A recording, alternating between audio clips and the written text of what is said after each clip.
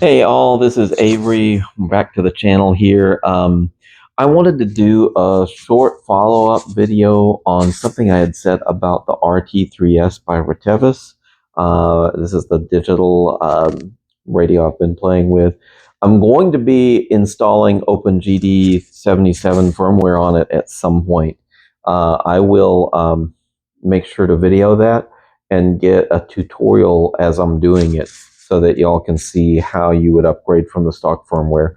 Because I've had a couple of conversations back and forth in comments about, yeah, the stock firmware is terrible. And it's actually pretty good with OpenGD 77. The firmware is one of two big knocks I have against this radio. The lack of USB charging is the other. You can actually buy a battery that has the USB port to charge on it, so you can buy it separately. And so that could be solved. And I'm really eager to see this OpenGD 77 firmware. It seems like things are structured a little differently than the default firmware, which is good, because some of the things with the way the default is structured don't flow well. Maybe that's the word for it. Maybe that's the phrase. The thing I wanted to address, though, is I said something about analog receive and that I hadn't got that to work. And apparently I did get that to work. I just have been so focused on digital with it that I haven't experimented with it.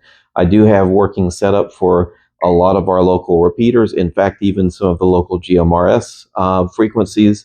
And I did a side-by-side test with the TidRadio TDH3, and the receive clarity on this radio is a good deal better than the TidRadio in my experience. There is a GMRS repeater that's like 2 counties over from where we are. It has good coverage over the area, but we're at the edge of its coverage range, and we're to the north of a ridge here that repeater's the other side of, and it's a good ways south. The TidRadio did pick it up. The conversation was intelligible with a lot of scratchiness. I quickly turned over to this, and it was extremely clear and good. Now, I do have the 771 Nagoya antenna here, in a 771, where I didn't have it on the TidRadio. That could be part of the difference, but I do think the receive quality is just a little better here.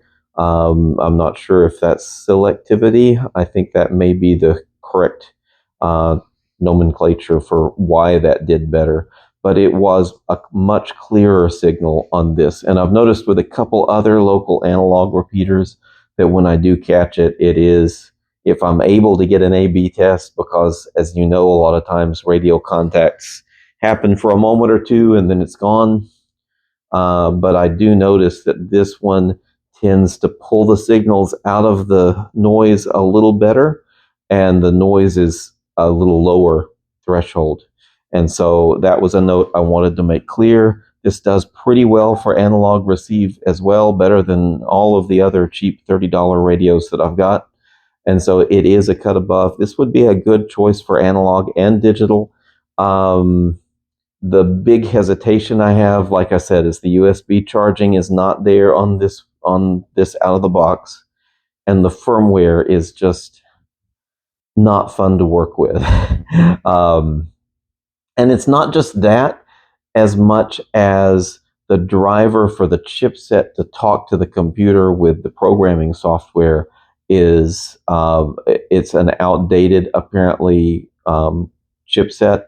And so they don't have a new version of it. So you've got to do it with Windows 10, which, by the way, yesterday is out of support. And, the management software is not the best either. And so the software side of things is not great, but I'm looking forward to OpenGD 77. I will follow up with an install of that at some point, as well as some hands-on testing with it with that firmware, which should be fun. So in any case, make sure you like and subscribe. If you would, please leave a comment. Have you had experience with analog reception on the 3? Oh, I'm spacing on the model number now. The one I said like 2 minutes ago. Have you had experience with it on analog?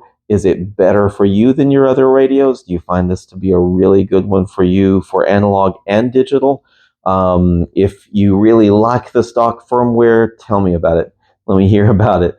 Most people are saying OpenGD77 is the way to go, but if you're one of those that's in the other camp, I'd love to hear about it.